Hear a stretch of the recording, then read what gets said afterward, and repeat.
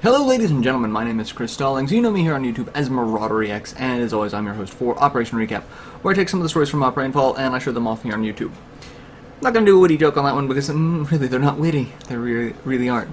So this week, oh dear, this week has been a really busy week. Oh man. Most of it's been Nintendo, but there's been, stories on and off.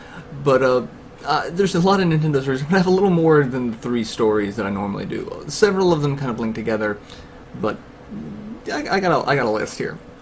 So, starting off the week, we had a rumor. It was leaked that there was a whole bunch of Smash Brothers stuff being let out, like gameplay clips, character roster, all sorts of things. And a lot of people started to say, it's fake, it's fake. The videos look like they're just from, Project M or something like that. And a lot of people are like, no, totally fake. Shulk? Why is Shulk in it? Because everyone's just clamoring for Shulk, and yeah, isn't it just so convenient that he gets added in? Well, there was a Nintendo Direct yesterday, and yeah, guess what? Shulk's in. Shulk was the announced character, and all of the movesets that Shulk had were from the videos that we saw, like what we saw in the leak was there. So during Nintendo's Direct, they're like, hey, yeah, guess what? We've got Shulk. He's here, having blast. Neat final smash from the look of things. Interesting character mechanic of, taking a specific attribute but losing an attribute. So for like his jump ability, he has weaker attacks but increased jump abilities. It's an interesting mechanic, and it's also interesting that during this leak is the first time Nintendo has really gone after leaked information. Typically, when someone says, "Oh, we have a Smash Brothers leak," and then Nintendo just ignores it. This time, they actually went and took down all of the videos that were uploaded because of this leak. That's a little unique. Gives a little bit more credibility that this is, possible. Also, the leak seems to have stemmed from an ESRB tester. So, also, a little more credible than just your average person. But yeah, the videos have been taken down. The stuff you see from Shulk were in that, and then Shulk is now playable. That's been your week in Smash Brothers. Really, that's it. So I'm kind of hoping the final roster is what it was. I could live with that final roster. It looks like it would be fun. So let's see what the next couple of weeks have, because it's only a really short matter of time before Smash Brothers for the 3DS comes out in Japan. So by that point in time, once it's out, we'll have pretty much all the information we can hope to find here, because that's it. Well, the 3DS and Wii U rosters are supposed to be the same. It's the stage selections that are mostly different. So we'll know who the final roster is when the game comes out in Japan. During Nintendo's Direct as well, the next story that we are going to move into, they have announced a new 3DS model. Now this 3DS looks like it's slightly larger than the standard 3DS, but I don't think it's quite as large as the 3DS XL. Notable difference is it has a slightly beefier CPU from what they've been saying, and it has a little tiny nub C-stick type thing, kind of like a little trackpad you'd see on old school laptops. A lot of people have no idea what that is. What are you talking about? Go look up like old school like Dell laptop. A little red thing in the middle of the keyboard, and it's a little nub that's supposed to be a key or a mouse. So we've got that. Slightly different placement for buttons. But the big deal is the beefier CPU. Because another thing they announced at this Nintendo Direct is with this beefier CPU, they're going to be able to do ports of games that they were previously unable to do. Starting off with Xenoblade Chronicles. They are going to have Xenoblade Chronicles on the 3DS. Which means the 3DS is going to be close to as powerful as the Wii. Now, I'm actually kind of surprised by this. I know it's going to be a slightly watered down port. They are going to have to cut features because I really don't believe it's equivalent power. It's close, but they're going to have to make some trade-offs. But it's Nintendo, so I'm pretty sure that they can, make those cuts while making the game still stay, amazing. It looks like, Xenoblade Chronicles was a fantastic game. It had just an amazing world, amazing music, amazing, visuals. So I really don't think they're going to have to cut too much of that down to fit the 3DS. The new model is called the 3DS LL. I'm not entirely sure what LL is supposed to stand for. There will be both a regular size and an LL variant. So it's just the new Nintendo 3DS. That's not going to call it, I'm not going to be confused by that at all, and I'm talking about the story. All the pictures I've seen, I swear, comparing it to the standard one. So yeah, new 3DS XL, not going to be confusing at all, just like no one was confused between the Wii and the Wii U. So, but it looks interesting. If you haven't already picked up a 3DS for whatever reason, go ahead. You got a new one that's going to be slightly stronger and have access to games that the regular 3DS will not be able to play. So it's kind of like the DS versus DSi. You're going to have a couple of games. You're going to have games that are going to be specific to the new DS that will not play on the old DS, but the new DS will play old DS games. So that same backwards compatibility that Nintendo's been doing for years. And this really isn't new. Nintendo, as far back as I can remember with the Game Boy, every couple of years they just come out with a new variant of the Game Boy, just to keep reinventing the wheel. So, not surprised that we're getting this. It is what it is. So we've got one more piece of news from the Nintendo Direct. Mario Kart 8 add-on packs. Mario Kart has talked about its DLC in slightly more in depth. We've already known that there's going to be a Mercedes-Benz DLC where you get, fancy Mercedes-Benz looking cars.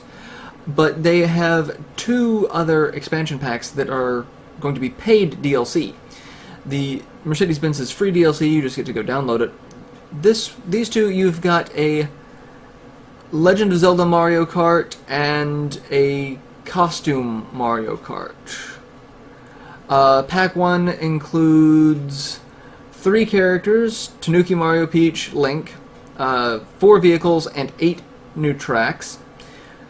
Pack 2 will have 3 characters, the Villager, Isabelle, and Dry Bowser, another 4 vehicles, and another 8 courses.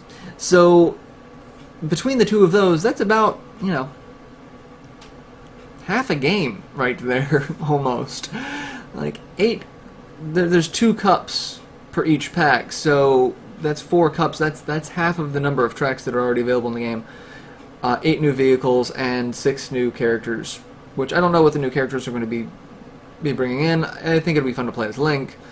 So, those 2 will be paid. There is a deal if you buy both of them together. But really, for the price of what they're asking for, the bundle pack is amazing. You're spending like $12 for half the game. They will be available. The first pack will be available November 2014. The second pack will be available May 2015. So we do have a little bit of time in between these two, but you can go. Believe you can go ahead and pre-order the packs now, and they will notify you that you can download them when they are available. So yeah, if you are interested in that, I'm probably gonna do it because I like Mario Kart 8. It was fun. The last story for this week, not anything to do with Nintendo, but confusing and concerning nonetheless. Capcom is suing Koei Tecmo over patent infringement. Now, it's not new for one company to sue another company for supposed copyright infringement. This one, however, is a little nebulous in its wording. All of the translations that I've seen of it are slightly different because, translating from one language to another, you're going to have little inconsistencies. But the bulk of it is, the reason why Capcom is suing KT is for a patent that allows a game that is a sequel in a series to draw from previous save files to add new characters or content in the newest installment. Specifically, they are citing the Warrior series, Dynasty Warriors and Samurai Warriors. So if you're playing, say, Samurai Warriors 5, and you have a Samurai Warriors 4 save, 5 can go back to 4, say, oh, you've got these characters unlocked, you can play as X characters or Y characters, or you have, new items available. It's like, that's why they're suing, because of that type of feature.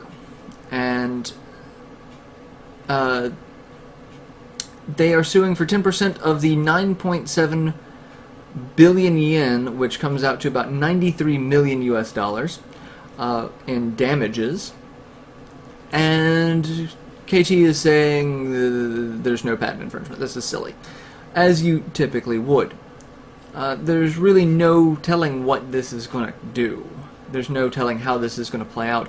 And I'm really interested because there are other games that do this sort of thing. Castlevania Curse of Darkness and Limit of Innocence. If you're playing Curse of Darkness and have a Limit of Innocence save on your memory card, you get a new item at the beginning of the game. And even as far back as Panzer Dragoon Saga on the Saturn, if you have another save file from Panzer Dragoon or Panzer Dragoon Zwei, you can unlock new items, specifically a sound mode. So this is not a new thing.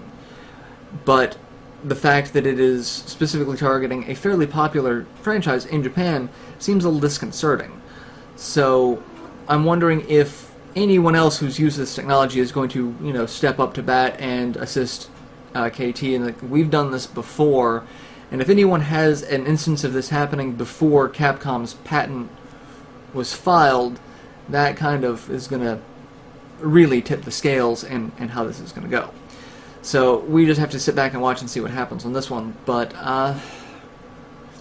it's always disappointing when you see a company sue another company for what really amounts to something silly. And if someone just took a step back and looked at some of the other stuff that was done with this patent, you'd be like, can we really sue them particularly, or do we have to sue everyone? And why? Legal system just astounds me and really makes me facepalm more often than not. So, yeah, that has been our stories for this week. For recap, like I said, it's been a huge week. My question to you guys, do you think the Smash leak is real? If so, are you happy with the character roster? With, some of the new faces being added in? The fact that there seems to be 3 possible clone characters? Or are you disappointed that maybe one of your favorites didn't make it in? Are you an Ice Climber, aficionado? Which, again, according to the leak, they might show up as DLC.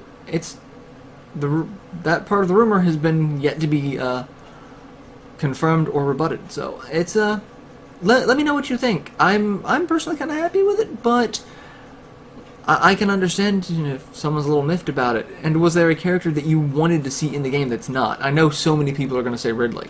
So many people say Ridley. I personally would have loved to see Isaac from Golden Sun or Lloyd Irving. Because, I like Lloyd. He's kind of an awesome guy. So let me know what you think about that. Give me your opinions in the video comments below. And all of the articles that I've discussed in this recap, plus many, many more, are at Rainfall and in the video description. And I will see you guys next week with more newsy goodness.